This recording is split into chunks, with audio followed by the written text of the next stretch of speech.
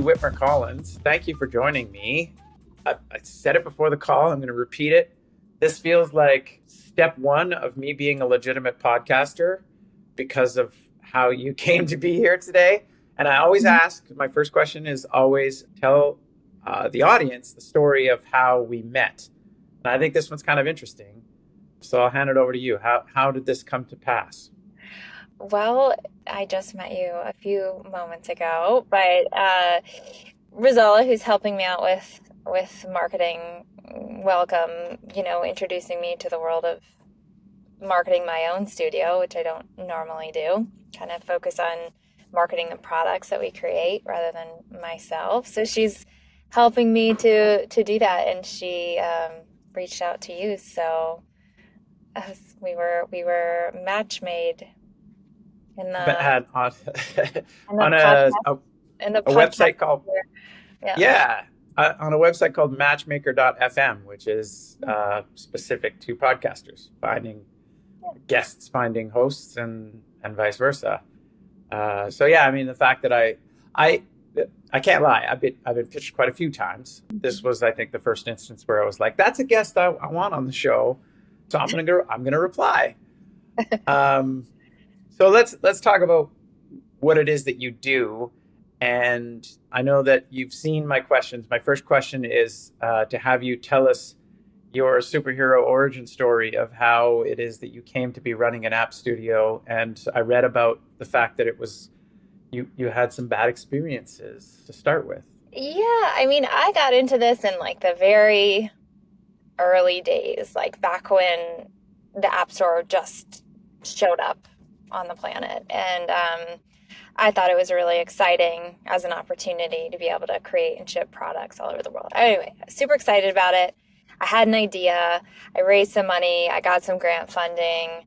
I hired a super legitimate seeming agency out of New York, visited them. They seemed like really smart dudes, and paid them money to create a product for me. And the process just went really badly. It was very opaque. Nothing got delivered. They'd say, oh, we're going to send you something at this point and that point. Basically, they delivered nothing. I spent a lot of money, but mostly like I ran out of, it was bad for everything. Because I'm trying to launch a company that's based on this product. I pre-sold real estate in this app, like companies, sort of like a B2B sales, which I had closed. And then I needed to launch the thing and deliver the product that I had sold to these B2B clients. And I also had funders, and I was sending updates, and I was kind of passing on what this agency was telling me in terms of timeline. So that just kind of turned me into somebody who was untrustworthy, because I was saying these things that they were telling me and they weren't delivering, and so I wasn't delivering. And that is pretty much the worst feeling in the world. It was kind of like my reputation was on the line, and these are new relationships, these big organizations who gave me grants. And so it was honestly just not a great experience. And I started learning about UX design in that process, because they did some UX design for me. I thought it was interesting. I wanted to learn how to do it myself and kind of like do it better and spend more time on it, because I didn't feel like the time was being spent on it. So I apprenticed with a designer based in Boston. He's also teaches at MIT, named Juhan Sonnen, who's still a mentor of mine. And he taught me, and he mercilessly critiqued everything I did. And so that's how I learned UX, which is kind of still where my heart is. And then I launched this product, and I got a lot of press around it. Again, these are in early days. The App Store wasn't as big as it is now, and it was kind of like super newsworthy that somebody had, launched something. So I got a lot of press. People were reaching out to me like, well, how do I make my own app too? And how did you do this? And it was like, watching people who you really like wade into a pond that is full of alligators. And I just wanted to help them across, to be honest. And I started doing that, sort of helping them just like navigate the space, vetting people, like, eventually started like building things for them, and I had intended to build a whole separate company because I was like sick of software. I just found the experience to be so off-putting in terms of like the industry, and didn't actually want to be in it anymore. So I was trying to start a different company. Meanwhile, I was like answering everybody's calls about this and trying to help them create their products. And I told my husband, I was like, I need to stop doing the app thing because it's distracting me from this other company I want to make. And he just said, well, nobody wants to pay you for this other company you want to make, which is what was true. And I was like, well, maybe it'll take me a couple years to and he's like, yeah, but people actually want your help with the software thing. So what if you did that? And it took me a couple days to reorient myself and decide, okay, maybe I will pursue that. But it originally was not a business, no intent for that. So I feel in a way sort of accidental that I ended up here. But I, it's, 13 years on at this point that so yeah, it's all I've been doing for a long Must have time. made the right decision then, right? Yeah, follow the energy, Yeah, yeah, Yeah. exactly. Let's talk about what it is to launch an app and the marketing therein. I have some questions where we're going to talk about how to build certain things into apps to, Mhm. I guess, design for success, etc. Mhm. But just sort of high level, what is it that works and doesn't work today with the incredibly busy app store, Yep. and the way things are at the moment? Mhm. And maybe talk about how you work with marketing partners as well, and hand off to them to I guess, ensure a certain amount of success for these launches for your clients. Yeah, I think that we can tend to think of here's your product and here's the marketing, but there's a Venn diagram that should have a pretty healthy overlap. I think if you're building, any kind of product, it should have that, like an engine built into it that is, thinking about how attractive is this product going to be. Like with a product on a shelf, you think about it should have like nice packaging or whatever. Like that's going to help it to market itself in the world. And kind of the same is true with software products. So I think we should maybe think about this in a more integrated way, products and marketing. And that middle part of that Venn diagram is really interesting to me, or like most interesting to me. I think you just can't successfully launch a product without thinking through that marketing piece. And I would argue you want to think about it from the very beginning. On the one hand, there's how you're designing your product to make sure you get the UX right, especially be super conscious of your initial user experience. What is their first experience with the app? Like, are there any gates people need to navigate in terms of giving you data, in terms of paying, through a paywall? How can you remove those gates? Like, how do you make this kind of a self-serve experience where somebody can get into this product, start using it, decide if they like it, and then based on that decision, decide if they're going to give you their personal information, like their email address, decide if they're going to pay you, So I think free trials, freemium models are really essential to that. I think, for the past year, I've tried to make every product have essentially no onboarding. So, like, what's the least amount of information we can get from someone before allowing them to use our product? So we want this product to have obvious value. We want it to be super easy to use so that, somebody understands it's going to solve their problem and they can see it solve their problem as soon as possible. And then the rest can kind of take care of itself. But you want to achieve that first before you ask them to give you anything in return.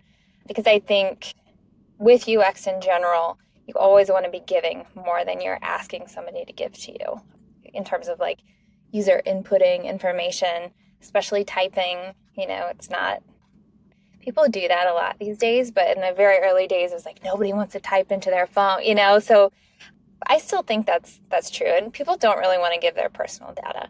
People certainly don't want to pay for something if they don't know what it is yet. So I think that nailing that initial experience is a big part of that design process, and you want to be validating that by showing it to other people, like at least a dozen other people playing with your wireframes or your designs before you even build, to make sure that this is super clear value, that they're able to get that value right away, that they don't feel that there's anything in the way of them having that experience that you want them to have. And then you want to be,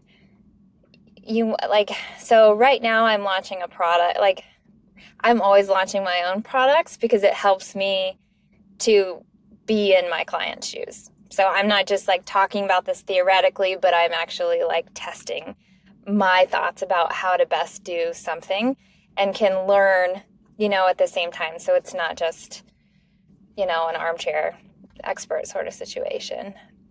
So like with one of these products that I'm launching, we are really talking about our wait list. Like, I don't want to launch without 1,000 people on a wait list at least.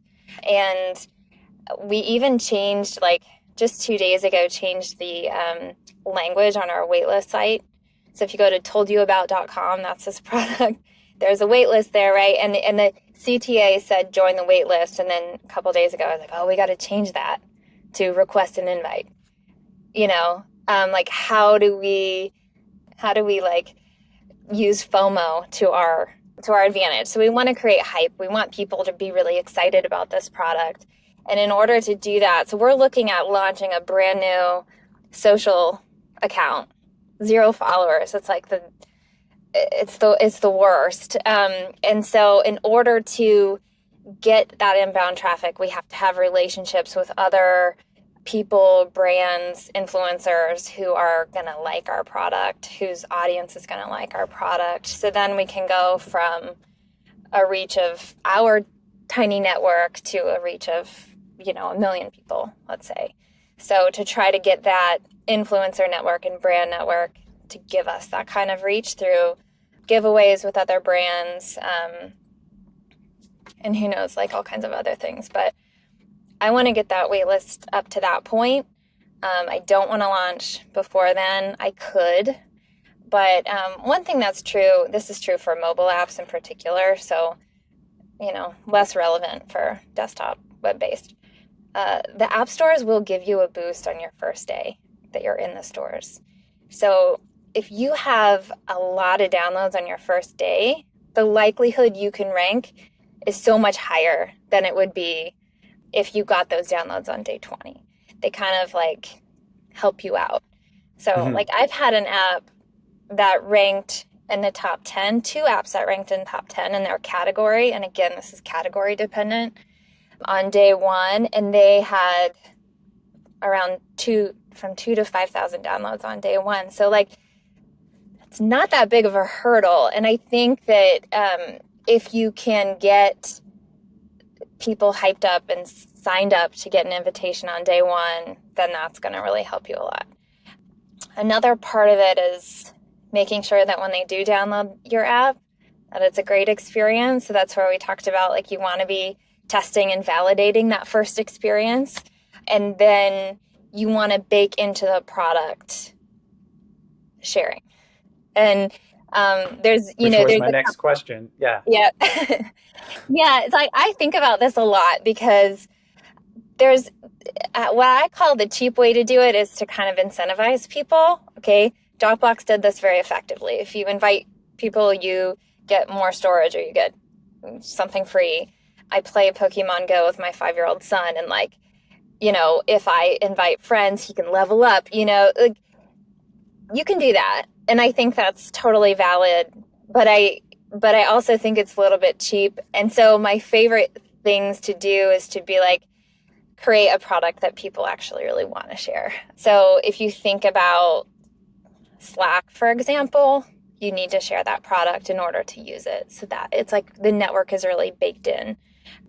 I think of like some other examples. Can you talk about an example of where you've done that with a product that you've launched? Yeah, sure. Okay, so with this product is called TYA, or that thing I told you about. I call it TYA for short. So this is a product where you create and share lists. So it could be a list of anything, your favorite skincare products, your whatever, that you're sharing within a network of your people. So it's just for you and your people. It's kind of like an app for a group text you already have going on with your mom friends or your whatever. So it is reliant on the network effect. It's no fun if you're not there with other people.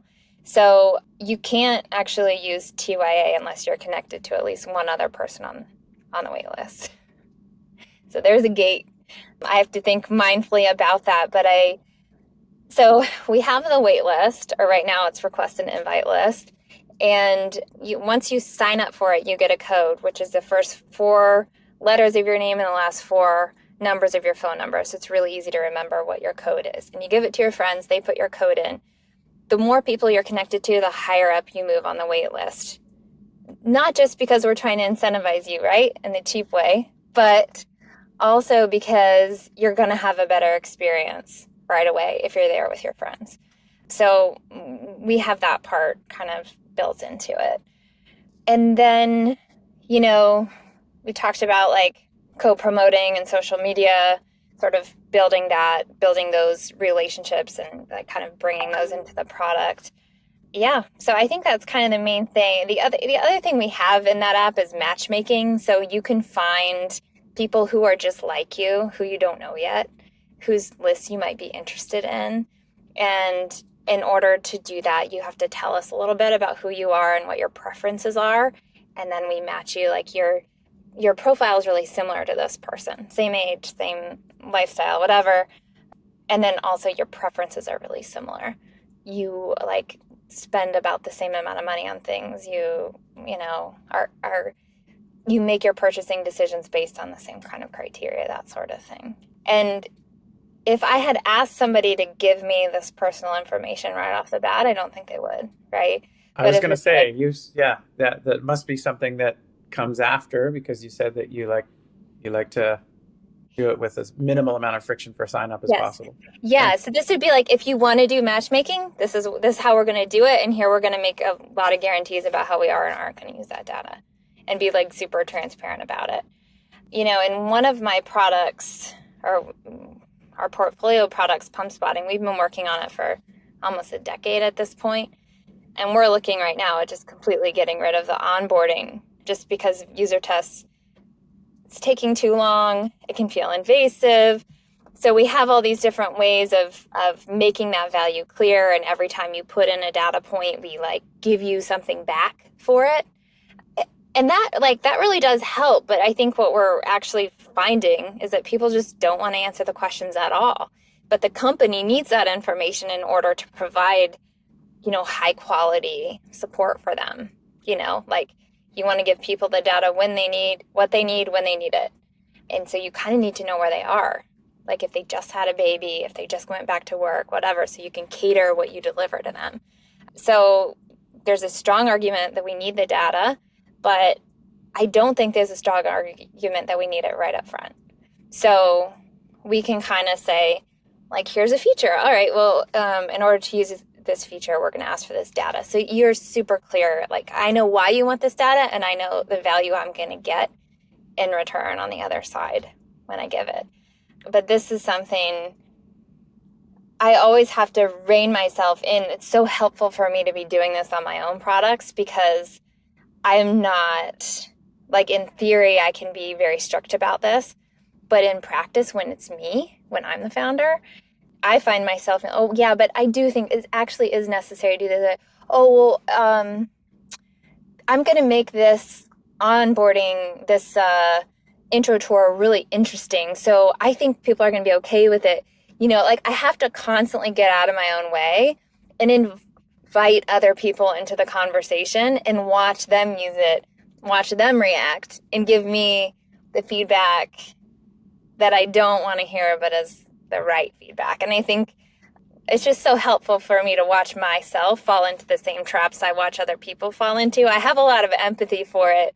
And then it can kind of like, here are the guardrails we're going to put in place so that we are super clear about our goals, which is provide value, make people love this, make people want to share this.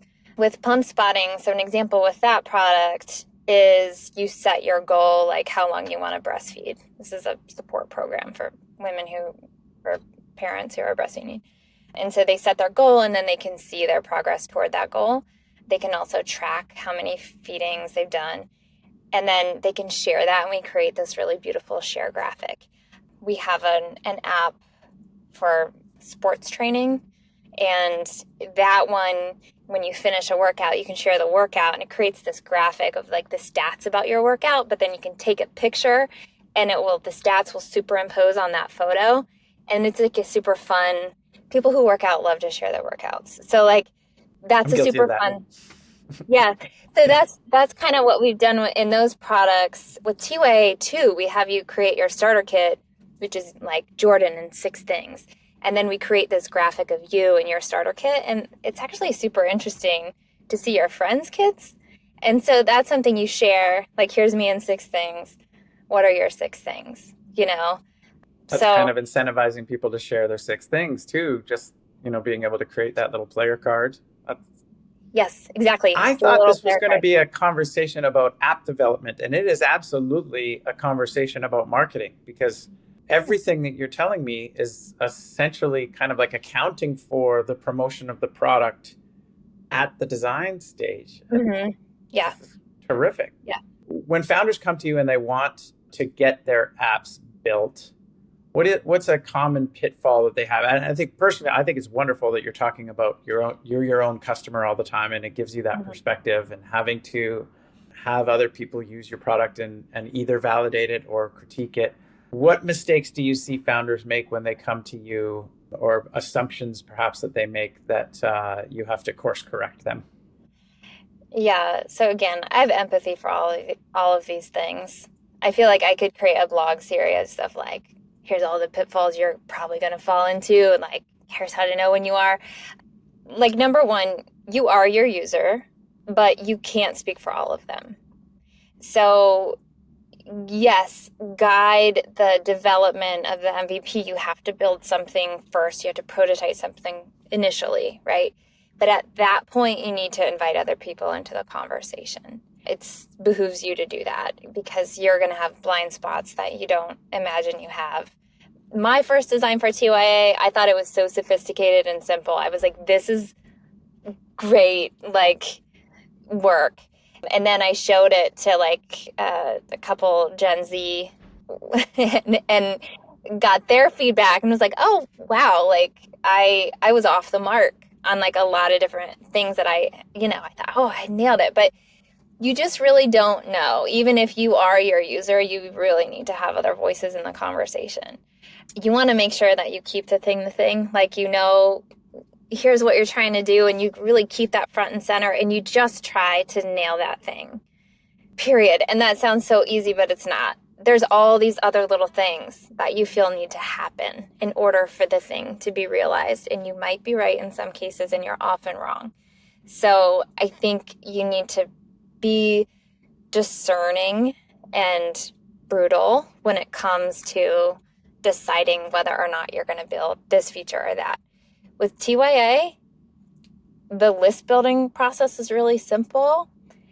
Then there are these layers of like sharing and making your starter kit, sharing with your friend. Like these like marketing pieces could be argued as like, well, that's not a part of your MVP. But in my mind, well, those things are actually really crucial for an initial launch, right? So it's not so easy to just say like, if it's not meeting your end goal, then you need to cut it, because you need to think about these other levers that are going to keep that product alive. But yeah, that can be extremely hard. I talked to a founder through Techstars who has this product that he's built, and it's giant. It's like a meta product, and he doesn't have really any users. He's been working on it forever, and it looks pretty good. Very few users. And he's like adding an AI tool to it. Like, oh, we're going to have this done next week. It's Right. cool, but that's not actually going to move the needle, right? Like there's a disconnect between your market and your product, and like that's what needs to be navigated, not adding an AI tool. Have somebody with an app that hasn't launched yet, and they have like a lifetime subscription tier, which really isn't an easy plug and play thing through Google Play. It's easy through Apple, but through Google Play, okay, it's going to add another day. Say, you know, it's not a big deal, but you can customize that for Google Play and like, but don't spend another day on something like that. Like you need to prove that people actually want a subscription to your product first. So, you know, like when you hit these things, like, okay, if it's easy to add it, all right. But if it's not, do you really need to do that? I think. So I think that's the biggest thing. Even for a day. That's excellent insights, because I think people make these kinds of mistakes all the time. I mean, if you didn't, you wouldn't be human. I mean, I think you need to have somebody on your team, you know, who can help you put up those guardrails and advise Ask you those on these tough things. questions. Sure. Yeah, yeah. When it comes to building and launching apps, particularly over the last couple of years, the tools that make it possible have changed quite a bit. And so, like, time to market presumably has dropped a fair bit as well. And I'm just curious to know what's changed, I guess, with the way that you do things with your toolkit, and what does it look like, I guess, start to finish? Like, geek out here. There's Give us so the many, details. What yeah. are you where how are you hosting? What is the tech stack? I would say like that really hasn't changed all that much. I don't want to be like Hmm. super crazy about that. You know, AWS, Bitbucket, you know, like kind of the standard processes for that. Our team is using the like code GPT, is like how can we, well, like the question that we're always asking is like how can we use this as a like booster pack? Like how can we let this help us be, you know, more productive, more efficient, faster?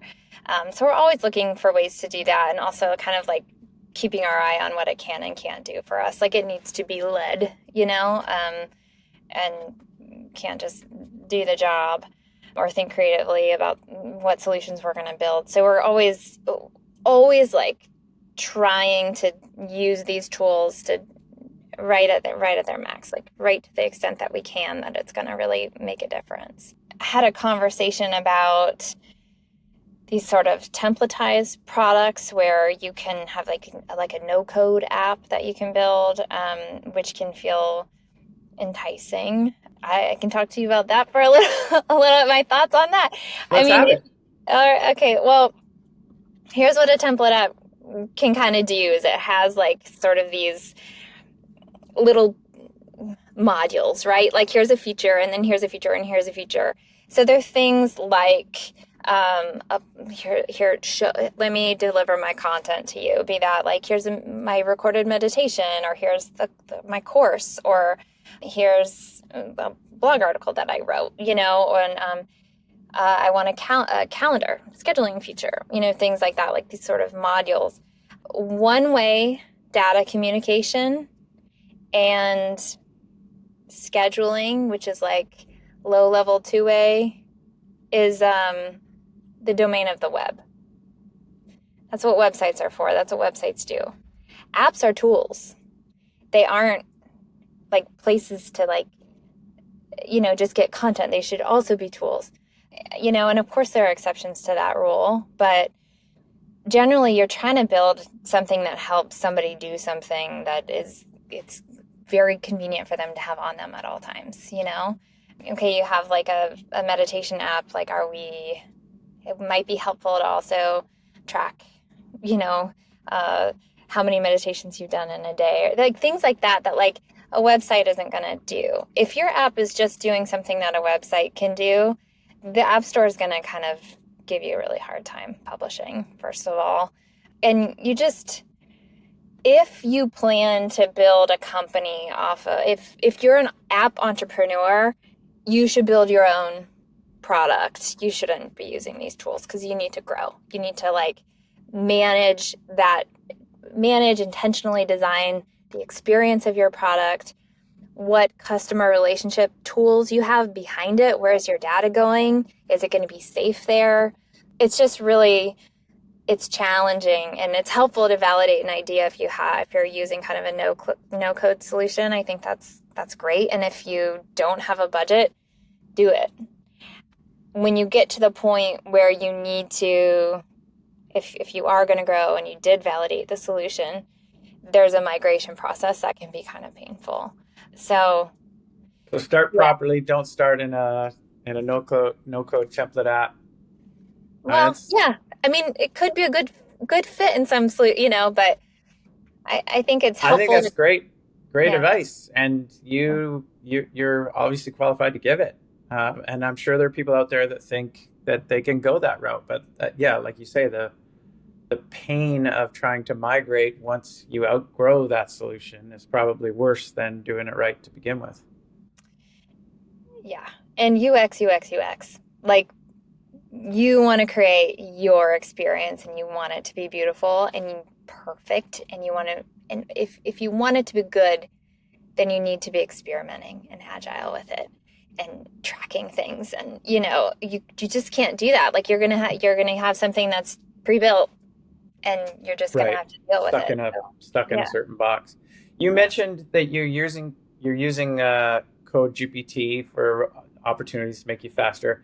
I want to ask the bigger AI question. How is Lindsey using AI in your day today?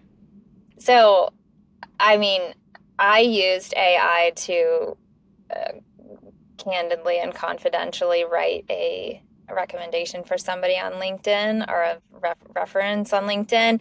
I just told ChatGPT what I liked about this person, where I saw their strengths and how I thought that was kind of unique. But I didn't know how to turn this into a great, reference. So a hot tip. Yeah, she did a great job writing it out. It was multi-paragraphs. I'm like, this is really going to help this person because it's long. So clearly I thought about it, Did you just call ChatGPT she? Did you assign a pronoun to ChatGPT? I did. She did a good job. That's great. That's great. I'm sure she appreciates it. Yeah. I, for one, welcome our robot overlords. Sorry, I don't want to interrupt you. By all means, keep telling me. That's a excellent example, and I love hearing these kinds of things that people can go out and do for themselves. But keep telling me about how you're currently using AI. I also I took like a webinar on how to use it for ASO and how to help you generate your keywords, and it was more complicated than I thought it needed to be. Like, I was like, I think I can probably get that done on my own. So I don't know. I think you almost have to be trained on how to use this thing. Like, what you need to tell the ChatGPT about who it is, what it's good at, that it has experience with this before, and here's what it's going to do, and this is just like something else that ChatGPT does all the time, and blah blah. Like, there's a whole setup, and so it's something that I think is its own art and science, and I haven't really invested in learning it personally because I'm not convinced that the things that I'm doing are really going to be amplified by it. I will, yeah, we're writing more content or publishing more blogs about, recently we're doing a series on code quality and kind of how to know that you have it or you don't, or how to vet an agency. What is code quality? How do you define it? I don't want ChatGPT anywhere near it. I think people can tell, like, if they're reading, like SEO optimized AI bullshit. Like, I think, I feel like that's a waste of people's time. So saying, like, I don't entirely disagree with you, although I create content and I do use it for content creation sometimes. But what I do is I'm transparent about it. Like, I was looking for an objective answer to this question, so I asked ChatGPT this, and this is what it told me, and then block of text. I don't know how a SEO feels about that, but it sometimes can be a useful way of looking at things. To ask the meta question follow up to that, is there a place for an AI tool in those code quality checks? Yeah, AI can enforce standards, or, here's the style, here's how things are going to be organized. It can kind of prevent cowboy coding, to some extent. It can help you to work with a giant code base that was built by somebody who wasn't working with solid principles and doesn't have great code. Like it basically, if you have a big pile of messy code, AI can help you find the stuff you're trying to find. And, it can debug like snippets. But yeah, we found it to be really helpful in working with code that we didn't write, helping us navigate. This has been an excellent conversation, and I had more questions, but I don't want to take up too much more of your time. But the most important question of all, first of all, thanking you very much for making the time to talk to me today. I really appreciate that. If someone wants to reach out and talk to you, how do they get a hold of Lindsey Witmer Collins? Find me on LinkedIn, and also you can just contact me through my website. So if you go to welcome.studio, which is WLCM.studio, there's a contact form there. I'm also just Lindsey at welcome.studio, EY at WLCM.studio. Yeah, so that was fun. It was.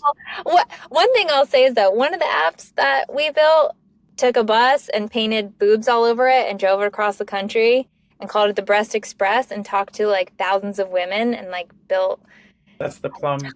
Ton of, yeah, like it's very like we had just this giant data set about their users, and we're able to make a better product because of it. So I think like this marketing, it's have fun with it and think outside the side of the box, because people really tell me about that. Let's talk about that. So were you signing up people? The bus was obviously the moving billboard, et cetera, but were you signing people up on the spot? You like put a phone in front of them or have them sign up? What was the onboarding process? There were use a bus metaphor. There were stops all across the country. So this breastfeeding project, which I can talk about forever just because I've been working on it for close to a decade. So there are entities and organizations in every city that support women through birth, right, and postpartum. So those entities, the Breast Express or Pump Spotting, this company, reached out to those entities and did events with them, and had brands who put their products on the Breast Express and kind of sponsored the Breast Express, so they can show up and design this gorgeous experience. This is an RV, but it was retrofitted and it was branded with the brand colors. It was so comfortable. It was so beautiful. Everybody who walked in was like, oh my gosh, you open a cabinet, here's a whole bunch of free product. Here's and there's a cheekiness to it. There's a sweetness to it. Like everywhere they went, open those doors and create a community and invite people in and literally care for them and speak to them, hear their journey, support them through their journey, which is what this app is trying to do. So naturally, those people get on the app and they check in that they were on Barb, which is what we call the Breast Express. So they would check in that they were there. They would share that check-in on social media, and give feedback on the product. So it also created a lot of earned media. The BBC covered that. Vogue covered it. Vogue said that Pump Spotting was leading the breastfeeding revolution. Tons of great press all across the country, local newspapers, just making a splash with this kind of fun thing. So you've been a source of some excellent ideas here. I'm super impressed. I thought we were going to be talking about app development. We talked about, I guess the theme today was user experience, mm-hmm. and how crucial it is to think about that before you start, and all the way up to a roadshow with a fancy RV full of product as well, like start to finish. This has been immensely helpful for me. I can only hope that it's helpful to the listeners as well. Most people watch this on YouTube. I'll be tagging you in clips on LinkedIn coming up soon as well, if we haven't already connected there. Thank you again for joining me, Lindsey. I really appreciate it. Thanks, Jordan. Nice to meet you. Nice to meet you too.